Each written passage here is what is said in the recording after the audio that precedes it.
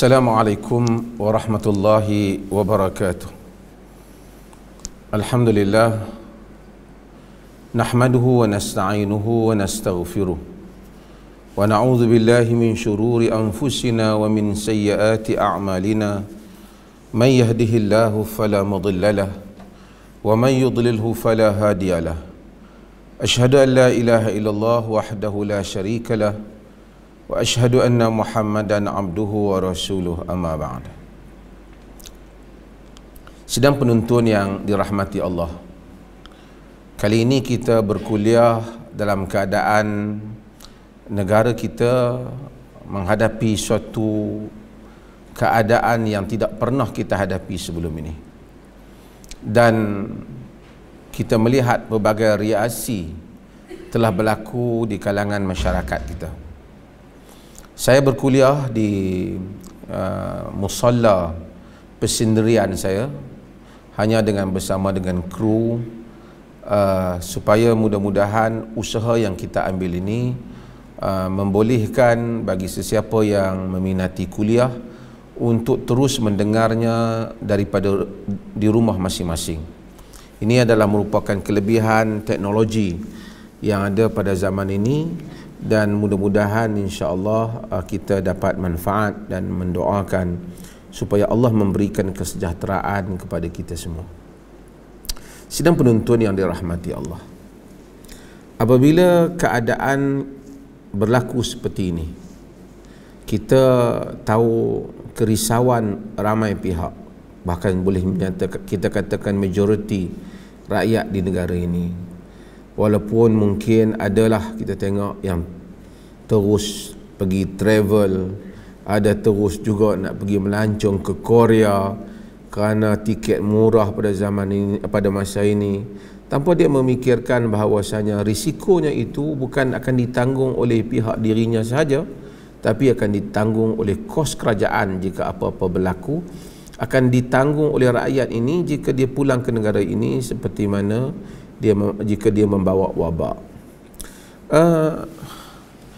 Yang menariknya ialah kita mendengar dalam keadaan musim ini berbagai-bagai pandangan agama telah dikeluarkan. Kita di Perlis, alhamdulillah, setelah seperti mana yang diketahui oleh rakyat negara ini, kita mengambil langkah yang awal, iaitu membendung gejala wabak coronavirus ini dengan cara kita telah menggantikan solat Jumaat dengan Zuhur. Masa kita buat itu, ramai dan macam-macam orang ada yang mengulas, kata takutkan virus, tak takutkan Allah, dan macam-macam, kata ini ialah pandangan dan fatwa yang sesat. Tapi alhamdulillah, kita tidak mengeluarkan fatwa berdasarkan kepada kehendak mufti ataupun jawatan kuasa fatwa sahaja. Jawatan kuasa kita, mufti sendiri, tidak mengeluarkan pandangan itu melainkan setelah berunding dengan jawatan kuasa fatwa, walaupun dalam keadaan yang begitu suntuk. Seperti mana yang saya ceritakan, kita bawa masuk Datuk Seri Nur Hisham Abdullah, yang sedang mengendalikan kes ini bagi negara kita, dan atas nasihat beliau maka kita pun menangguhkan ataupun kita meminta supaya Jumaat digantikan. Dan alhamdulillah, hari ini negeri-negeri lain turut mengikut langkah yang sama, dan bukan negeri-negeri lain saja di Malaysia, seluruh dunia. Sehingga saya ada baca orang forward kepada saya, sebahagian aliran yang keras ni ada mana-mana, ada di kalangan golongan konservatif mazhab, ada di kalangan golongan salafi, menyatakan ini adalah menyanggahi amalan salafus soleh, dan golongan yang pro mengamalkan sunnah tak akan buat. Hari ini Arab Saudi sendiri telah menangguhkan, telah meniadakan sembahyang Jumaat dan jamaah, melainkan azan sahaja, melainkan bagi dua masjid, iaitu Masjidil Haram dan Masjid Nabi, itu pun di dalam kawalan yang begitu terbatas. Sebab itu maka dunia seluruhnya bergerak ke arah ini, dan kita melihat macam-macam fatwa yang dikeluarkan tanpa mereka kadang-kadang tu tak meneliti.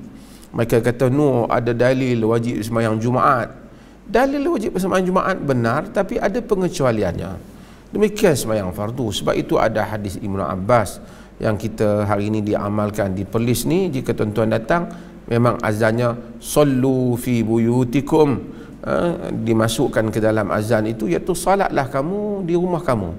Alhamdulillah, dengan virus ini berlaku, kita masih lagi mendirikan salat di rumah kita. Hatta di Perlis ini, di masjid-masjid, imam, Bilal dan juga Siak masih lagi salat. Cuma orang ramai yang tidak datang ke masjid kerana keadaan. Dan kita memperkenalkan sunnah Nabi SAW.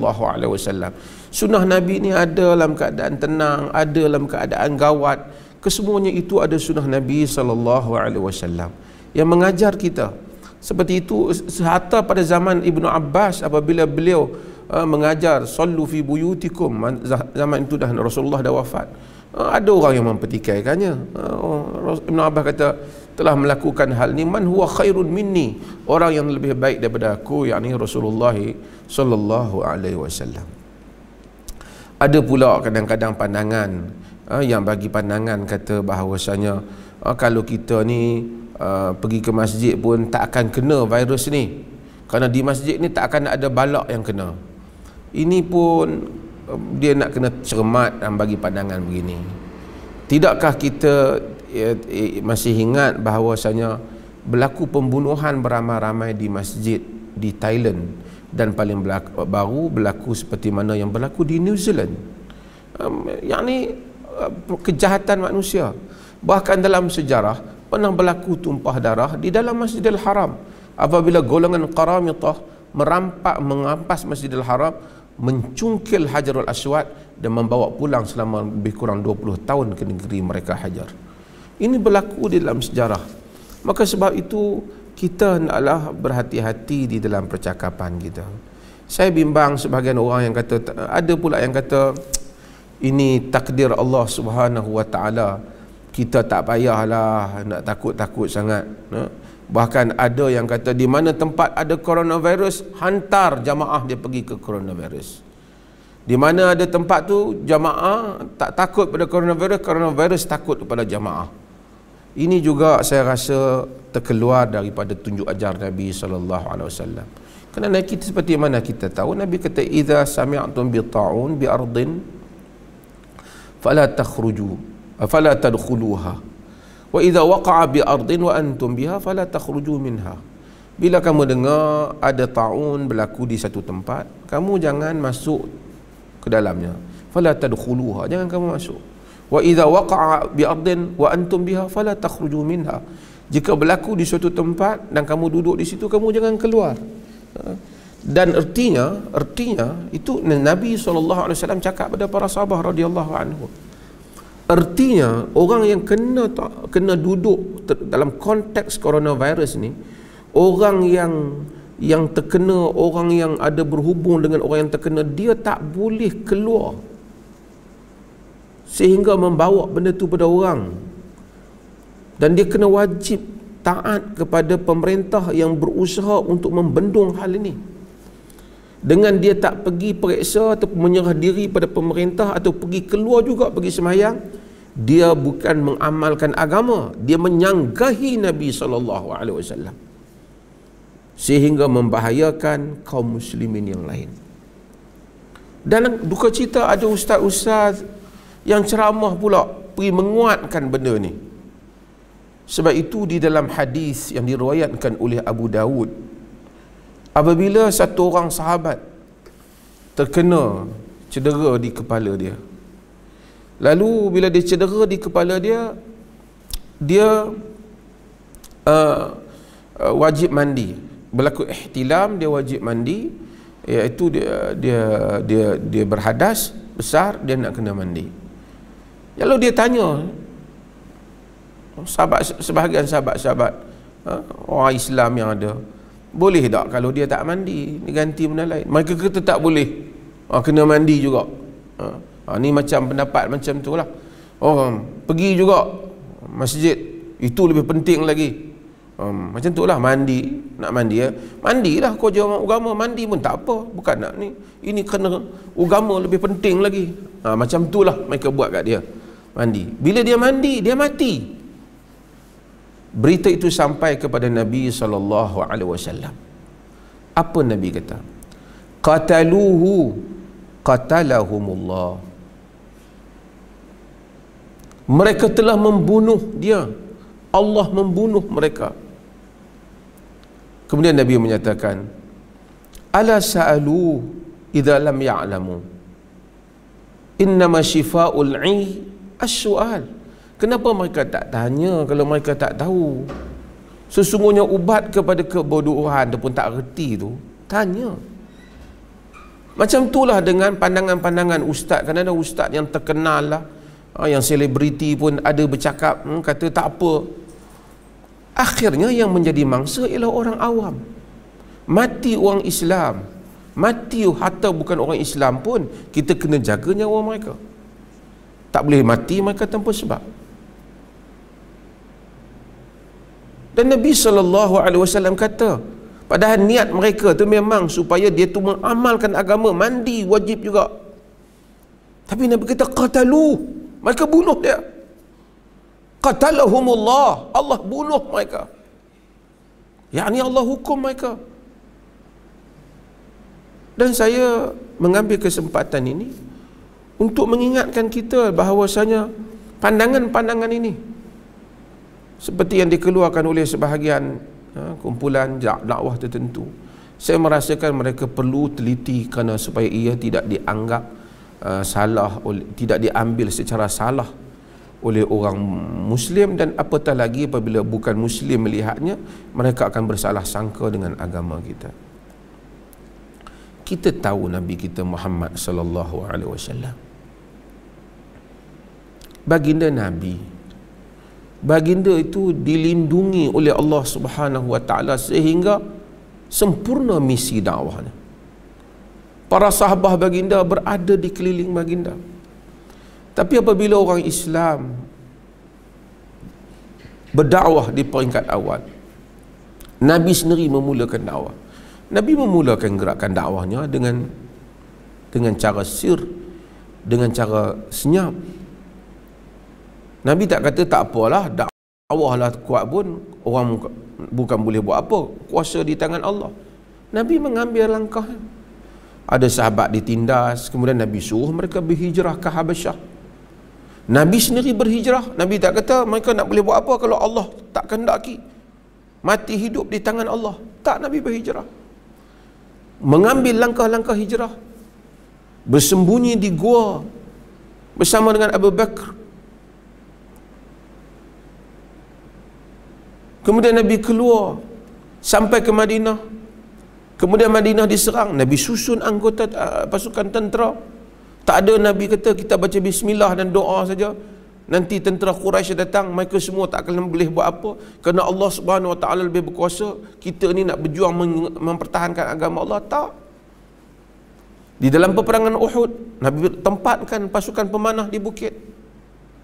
Apabila mereka tidak menunaikan segala perancangan dan strategi usaha yang telah dibentangkan dan diarahkan oleh Nabi kepada mereka, mereka tewas dalam peperangan itu.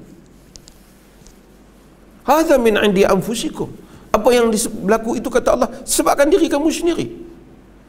Mereka tak kata kita dalam peperangan berjuang mempertahankan Rasulullah dan mempertahankan agama Allah, tak kala Allah Subhanahu wa taala akan musnahkan kita. Kalau mati pun mati syahid. Tak boleh. Nabi bagi arahan sehingga cedera pipi Nabi, patah gigi baginda. Di dalam peperangan Khandaq, Nabi mengambil langkah, Nabi gali parit di keliling Madinah.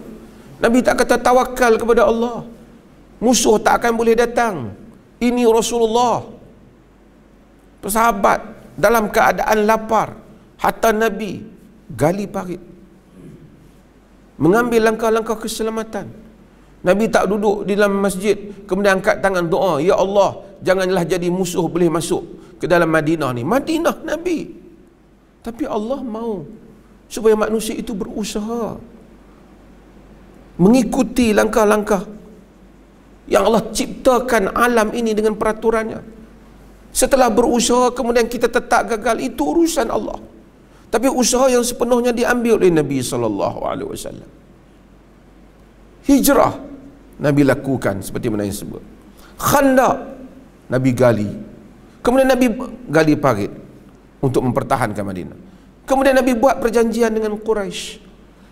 Kemudian Nabi tengok bila Quraisy langgar perjanjian, barulah Nabi masuk ke kota Mekah.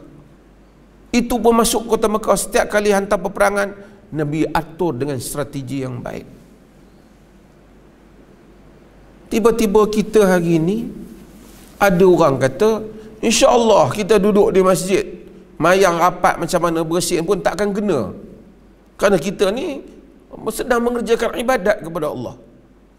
Apa yang mereka lakukan semua itu terang-terang menyanggahi sunnah Nabi SAW. Kalau Allah kehendaki hanya dengan manusia berdoa dan solat tidak akan kena bala, tentulah Nabinya tak payah berjihad. Tentulah Nabi SAW tak payah berhijrah, tak payah bersusah payah, tidak payah melalui segala penderitaan, dilontar dengan batu. Hatta Nabi berbekam dia kerana sakit kepalanya, seperti yang diriwayatkan oleh Al-Imam Al-Bukhari dan selain daripadanya. Kerana mengambil langkah-langkah, kerana itu adalah peraturan alam yang Allah ciptakan. Yang peliknya, sebahagian golongan yang dakwah ini, mereka sendiri buat langkah-langkah untuk diri mereka. Mereka nak pergi masjid, mereka naik kereta, mereka taklah baca doa terus sampai ke masjid. Mereka nak keluar pergi berdakwah pun, mereka ambil kapal terbang, ambil langkah-langkah, ada pasport. Tapi apabila kena dalam kes ini, ada pula yang kata bahawasanya ini dah ketetapan Allah, kita tak payahlah ada susah-susah payah. Saya rasa ini adalah satu perkara yang kurang tepat, yang kadang-kala disebut ataupun dinyatakan oleh sebahagian pihak. Cumanya saya ingin bincangkan sedikit tentang hadis Nabi SAW yang digunakan oleh sebahagian pihak. Di sana ada hadis Nabi SAW yang diriwayatkan oleh Imam Al-Bukhari, diriwayatkan juga oleh Imam Muslim, tentang seorang wanita yang mana Nabi dia telah memilih untuk tidak berubat sedangkan dia sakit, dan Nabi menyatakan baginya syurga. Mungkin sebahagian pihak telah gunakan hadis ni untuk menyatakan tak payahlah kita susah-susah nak berubat, kalau kita redha dengan sakit kita, maka kita akan masuk syurga. Hadis ni diriwayatkan oleh Atha bin Abi Rabah, iaitu tabi'i yang mulia, anak murid kepada Ibnu Abbas radhiyallahu anhuma, dan anak murid kepada ramai sahabat yang lain. Atha bin Abi Rabah kata bahawasanya Ibnu Abbas pernah kata kepadanya, ala urika mra'atan min ahlil jannah, maukah kamu aku tunjukkan satu orang wanita di kalangan ahli syurga? Qultu bala, aku kata ya.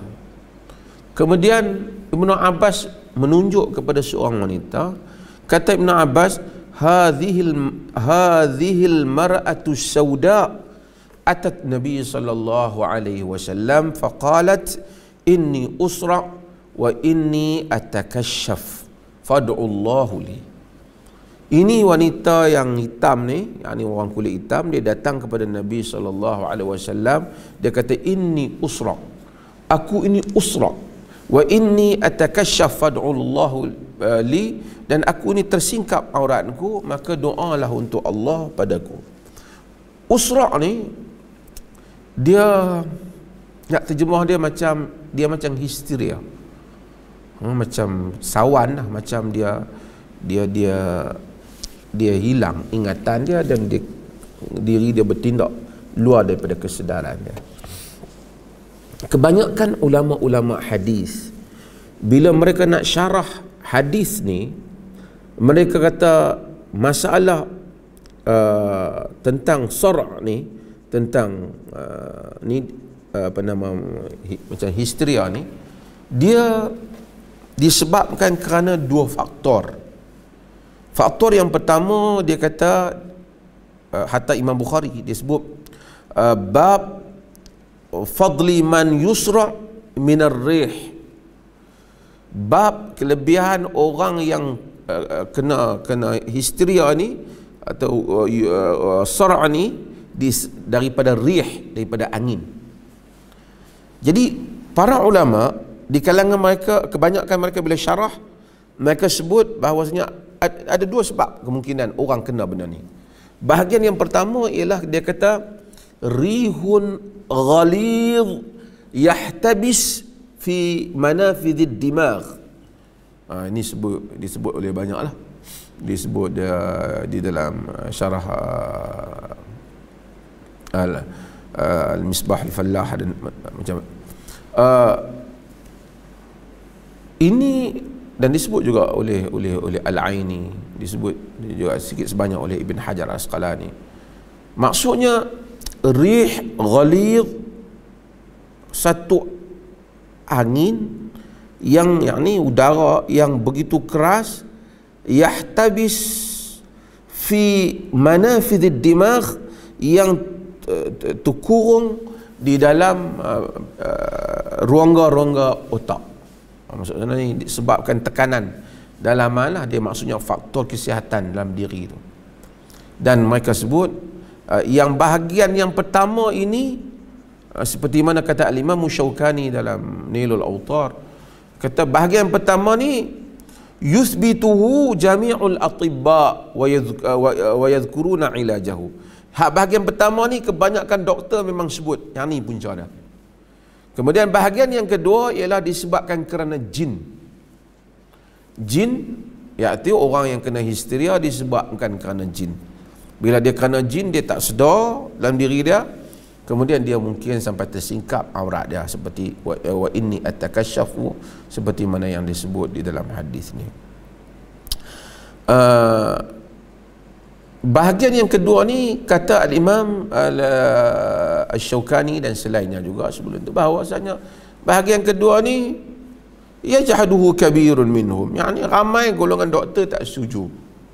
Wa ba'duhum yuthbituhu, sebahagian mereka kata betul memang ada jin yang menyebabkan orang kena histeria. Abu Hasan Al-Asy'ari dia di dalam Maqalatul Islamiyin dia kata bahawasanya, kata dia ahli sunnah kebanyakannya mengiktiraf bahawasanya boleh berlaku histeria ni disebabkan oleh kerana jin, dan benda ni dinafikan oleh golongan Mu'tazilah. Al-Qadi Abu Abdul Jabbar yang juga disebut oleh Ar-Razi sendiri, dia menafikan hal-hal ni. Dia menyatakan bahawasanya Al-Jubai, mereka ini semua menafikan hal ni. Mereka kata ini tak boleh berlaku kerana mustahil dua roh duduk dalam satu jasad. Adapun majoriti para ulama mereka akur benda ini. Ini disebut oleh Al-Aini di dalam ketika mensyarah dalam Umdatul Qari. Dan alasan mereka ialah alladzina ya'kuluna riba, dalam Quran kata alladzina ya'kuluna riba la yaqumuna illa kama yaqumu alladhi yataqabbatu syaitan minal mas. Orang-orang yang makan riba tidak akan berdiri, melainkan berdiri seperti orang yang kerasukan syaitan disebabkan oleh kerana penyakit gila ataupun tak betul. Jadi kerasukan syaitan tu walaupun hal ini pada hari kiamat kelak, tapi seolah-olah seperti orang kerasukan syaitan, kata Quran, maksudnya kerasukan syaitan itu berlaku. Tapi majoriti para ulama sebut dua lah, bahawasanya wanita ni sama ada bahagian pertama atau bahagian kedua dia kena penyakit ni. Apapun, cuma saya menarik Anwar Shah Al-Kashmiri dalam Faidul Bari. Anwar Shah Al-Kashmiri ni ulama India, dia syarah kepada Sahih Al-Bukhari, kitab dia nama Faidul Bari. Saya ada kitab dia tu, saya beli, dan daripada anaknya iaitu Anzar Shah Kashmiri, saya pergi kerana saya membaca hadis di rumah anaknya Anzar Shah Kashmiri. Jadi bila saya baca kitab dia, saya teringatlah kerana anak dia itu telah tulis kata-kata tausiah untuk kitab bapaknya tu kepada saya, dan saya menganggap dia sebagai guru saya kerana saya membaca kitab-kitab hadis dengan anaknya. Apapun yang penting ialah saya nak ceritanya ialah Anwar Shah Kashmiri, dia bagi satu pandangan walaupun sekali lalu, tapi saya tertarik pandangan. Dia kata perempuan ni dia kena penyakit bahagian yang pertama. Sebab apa? Kerana mustahil kalau dia kena kerana jin, Nabi SAW akan biarkan dia. Kerana itu jin. Tapi walaupun sebagai para ulama lain kata kemungkinan juga dia kena jin. Tapi tak apa, kita sambung hadis ni. Bila dia datang kepada Nabi, dia bagi tahu keadaan Nabi, keadaan diri dia kepada Nabi SAW, bahwasanya dia ini masru'ah, dia ini dalam keadaan sawan ataupun histeria, dan kemudian dia ini tersingkap auratnya. Nabi kata, in syi'ti sabarti walakil jannah wa in syi'ti da'utullah an yu'afiyaki. Jika engkau mau, in syi'ti sabarti, jika engkau mau engkau boleh sabar, walakil jannah, bagi engkau syurga. Wa in syi'ti da'utullah an yu'afiyaki, jika engkau mau aku boleh berdoa kepada Allah supaya Allah menyembuhkan engkau.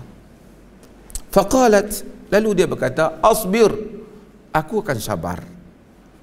Dia kata aku sabar, yang ni dia pilih Nabi tak payah doa kat dia biarlah dia sakit, dia nak sabar. Sebab mungkin kerana Nabi kata kat dia walakil jannah, kalau kau sabar kau dapat syurga. Jadi dia pilih untuk sabar. Dia kata maksudnya tak apalah, tak payah doa kat dia supaya sembuh, untuk sabar. Cuma dia kata pada Nabi, kemudian faqalat, kemudian dia kata, inni atakashaf fad'ullah alla atakashafa. Aku ini inni atakashafu, aku ni bila jadi tu penyakit tu jatuh, dia tersingkap aurat-aurat kau. Doalah pada Allah supaya tak tersingkap aurat kau. Fada'alaha, Nabi doa pada dia supaya auratnya tak tersingkap. Sebelum saya nak terus bahas, tapi tang hujung tu menarik. Yang ni dia ni walaupun dalam keadaan kena histeria macam tu, sawan itu, dia duk minta supaya Nabi doa supaya jangan tersingkap aurat dia. Jadi kita orang perempuan ni kadang-kadang kita tak kena histeria pun ada yang tersingkap juga. Jadi eloknya kita tengok dia ni yang Nabi kita masuk syurga ni, sampai ke peringkat itu dia menjaga aurat dia, menunjukkan kelebihan yang besar daripada diri dia. Balik pada hadis ni. Hadis ni telah menjadi perbincangan besar di kalangan para ulama. Mengapa menjadi perbincangan di kalangan mereka? Kerana dalam hadis ni seolah-olah dekat hadis nampak terang macam kalau orang tu sakit, dia tak mau berubat, okey, tak ada masalah pada dia. Bahkan Nabi kata dia dapat syurga. Jadi ini macam mana? Yang afdalnya kalau sakit berubat ke, tak usah berubat. Tapi dalam masa yang sama, di sana ada hadis yang sahih juga, sebagian menghasankannya, yang diriwayatkan oleh Imam Tirmizi dan selainnya. Nabi SAW kata, tadawu ibadallah, berubatlah wahai hamba-hamba Allah, fa inna Allah lam yad'u da'a illa wada'u ma'ahu dawa ghairul haram, dalam sebagian ghairus sam. Wahai hamba-hamba Allah, berubatlah. Allah Ta'ala tak meletakkan penyakit melainkan letak bersama dengan dia ubat, melainkan tua ataupun maut. Bila tua ni tak berpayalah. Sebahagian kita walaupun tua ni, dah tua ni macam mana pun orang panggil orang tua lah. Walaupun orang kata pandai ke apa, tua, bila dah tua ni taklah akal dia macam orang muda, ataupun taklah akal dia sebijak macam dia masa kurang tua ataupun masa dia muda. Ada gabungan emosi dia, ada gabungan macam-macam dalam diri dia, yang kadang-kala kita nak agak dia pun payah. Dan antara dia bertindak atas emosi ataupun dia bertindak di atas kecerdikan ataupun kebijaksanaan dia. Tak apalah. Tapi Nabi SAW kata, tadawu ibadallah, berubatlah wahai hamba-hamba Allah. Nabi suruh berubat. Kemudian Nabi SAW tu sendiri berubat, kan? Sehingga Ibn Abbas kata, ihtajaman Nabi SAW wa huwa saimul muhrim. Nabi itu berbekam sedangkan dia puasa dan dia dia dia dia dalam ihram. Dan dalam Bukhari dia kata ihtajam, dia berbekam apa min syaqiqatin kana nabi fi ra'sihi, kana fi ra'sihi. Nabi sallallahu alaihi wasallam berbekam disebabkan kerana sakit kepala daripada baginda sallallahu alaihi wasallam. Baginda berbekam. Kemudian Nabi pun dalam banyak riwayat-riwayat menunjukkan Nabi mengambil langkah-langkah bagaimana untuk menjaga diri dengan berubat. Bahkan kita tahu ada hadis yang sahih, Nabi kata habbatus sauda syifa min kulli da. Habbatus sauda itu ubat untuk segala penyakit. Yang ni Nabi cadangkan supaya orang berubat, kan?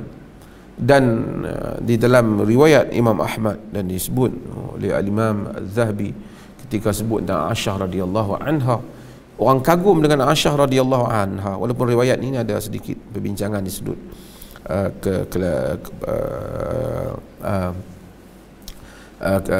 kesinambungan sanad itu, tapi Aisyah radhiyallahu anha, orang tanya dia, orang kata Aisyah, kalau kau ni pandai hukum syarak, pandai tentang kitab dan Quran dan sunnah, orang tak heran kau isteri Nabi.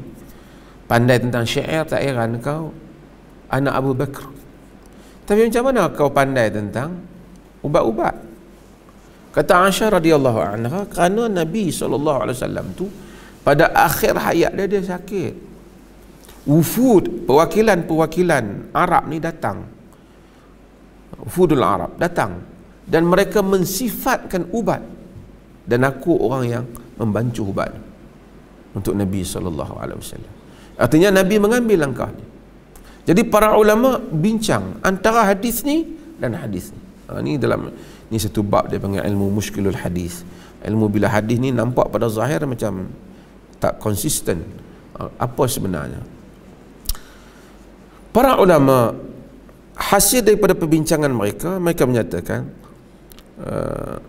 jika sekiranya satu orang tu memang dia ke satu peringkat yang mana dia sabar, dia kalau sakit pun dia tak gaduh orang, dia sabar, dia redha, dia boleh memilih untuk tak berubat. Misalnya kalaulah ada orang tua di kampung sakit kaki, tapi hospital lah Haji, tak apalah, aku duduk seorang je, dia sabar, tak menyusahkan orang, dia saja sakit kaki ataupun demam sikit-sikit, dia tak kacau orang. Ini kemudian dia harap Allah Ta'ala dengan sakit itu menggugurkan dosa dia dan seumpamanya, dia boleh melakukan hal itu, mudah-mudahan dia dapat pahala. Tapi kalau dia satu orang tokoh macam Nabi perlu berkhidmat untuk umat, Nabi tak boleh dibiarkan sakit, baginda mengubat sakit baginda. Bahkan banyak bab-bab ruqa, bab-bab ruqyah Nabi SAW jampi jampi Jibril dan seumpamanya. Nabi bismillah ya arqiq wallahu yashfi min kulli da'in yu'dzik, dengan nama Allah aku menjampi, Allah yang menyembuhkan. Nabi jampi, kan? Bila Nabi sakit dalam tubuhnya, kata Aisyah, Nabi SAW letakkan tangan baginda, Nabi berdoa dan Nabi meminta jauh, a'udzubillah wa qadratihi min syarri ma ajidu wa ahadir, aku berlindung dengan Allah dan kudratnya daripada apa yang kau hadapi dan kau bimbangi. Nabi doa. Dan itu diajar Aisyah radhiyallahu anha dan hadis-hadis yang sahih. Kerana baginda perlu sihat, baginda perlu untuk berkhidmat pada masyarakat. Bahkan baginda Rasul, Allah jadikan kesembuhannya itu dengan baginda sallallahu alaihi wasallam berdoa. Saya nak pergi dalam kes coronavirus ni. Ini kadang-kadang kita tak boleh guna hadis ni. Coronavirus ialah penyakit yang berjangkit. Kalau satu orang tu sakit demam seorang-seorang, kemudian dia meninggal seorang-seorang, kalau pun, dan peninggalan dia tu tak menyusahkan kaum muslimin, tak membebankan umat, tak apa. Ini dia penyakit yang berjangkit. Bila dia kena, dia boleh kena pada orang lain pula. Lepas pada tu dia pergi ke masjid, dia berjumpa ke pasar, dia memusnahkan kaum muslimin. Sedangkan kedatangan agama itu antaranya bertujuan hifzun nafs, dia menjaga nyawa. Wala tulqu biaidikum ila tahlukah, jangan kamu campakkan diri kamu ke dalam kebinasaan.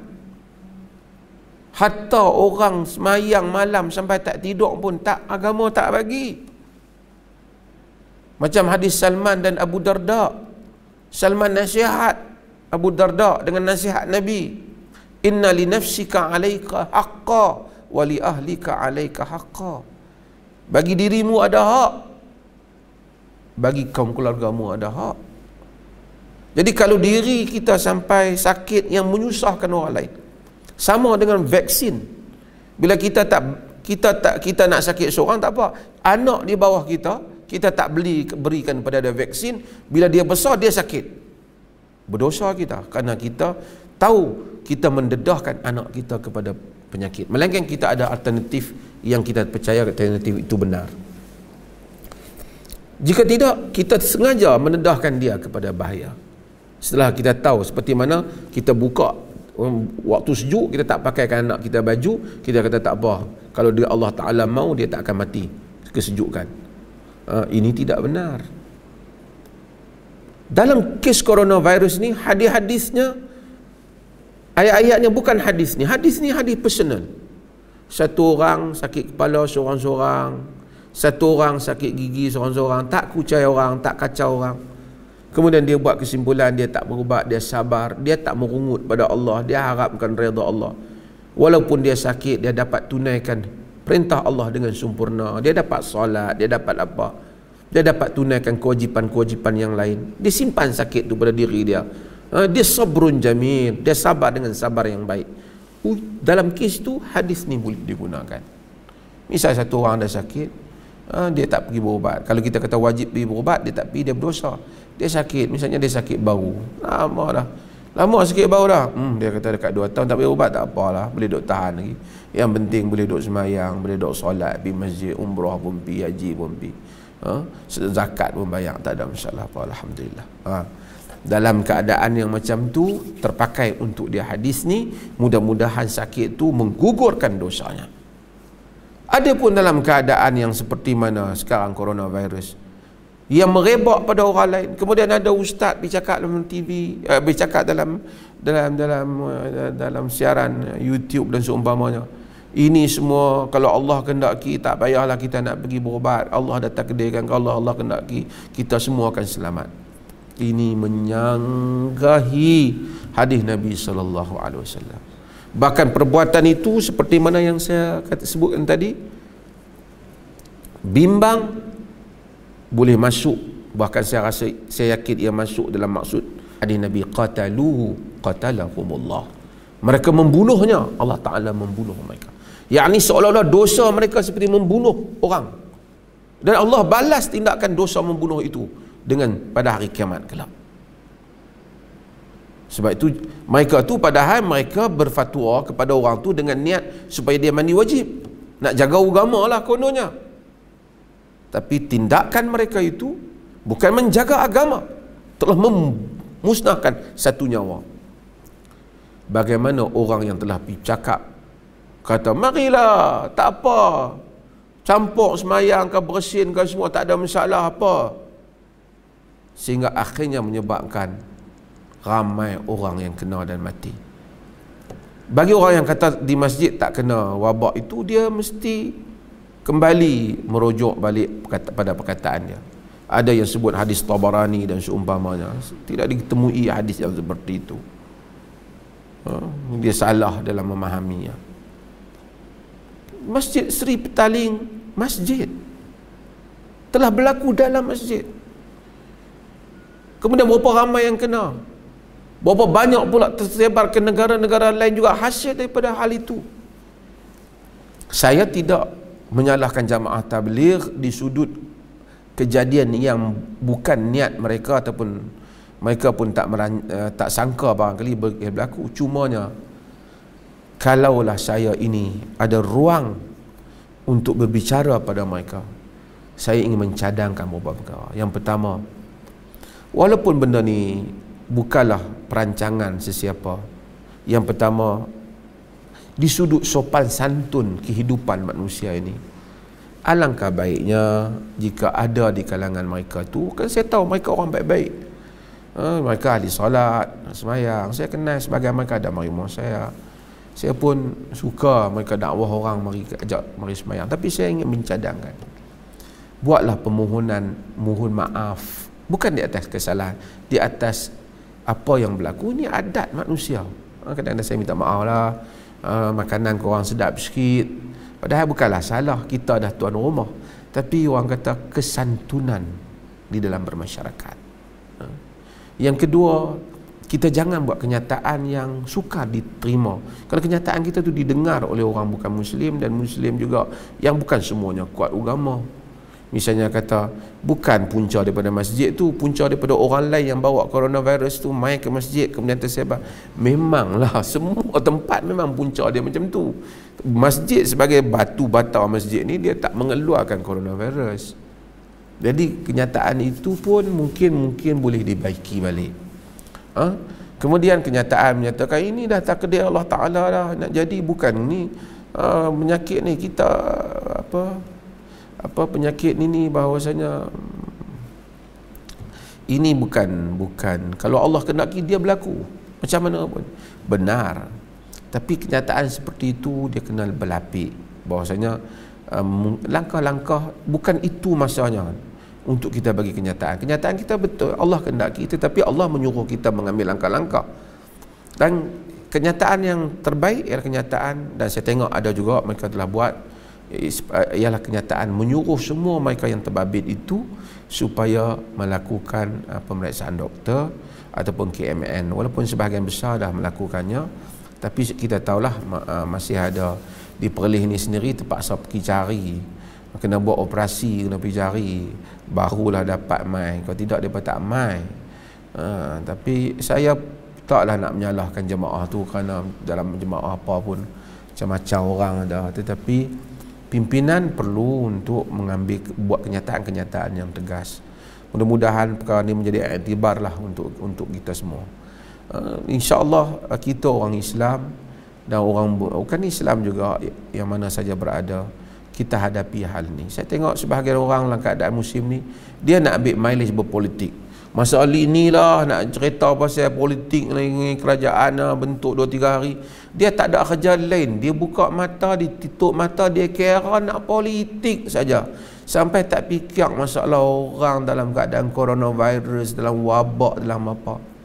Sebahagian orang tu pasal dia rindu kepada barangkali kepada kawan-kawan dia duduk dalam jawatan ke apa, dia yang hilang, dia duduk kira meratib yang tu saja. Ini pun susah juga. Cukuplah kita berikan tumpuan kepada hal ini. Saya berpesan berdirikan saya dan semua yang ada, duduklah di rumah seperti mana yang menjadi perintah pemerintah. Ada orang dia kata dia tak mau duduk di rumah, dia bukan iktiraf pemerintah ni. Pilah dia nak pergi tak mana. Tapi sebenarnya saya setuju dengan apa yang disebut oleh Syekh Sulaiman Ruhaili, salah seorang ulama penulis. Dia kata siapa yang melanggari pergi ke masjid menyanggahi titah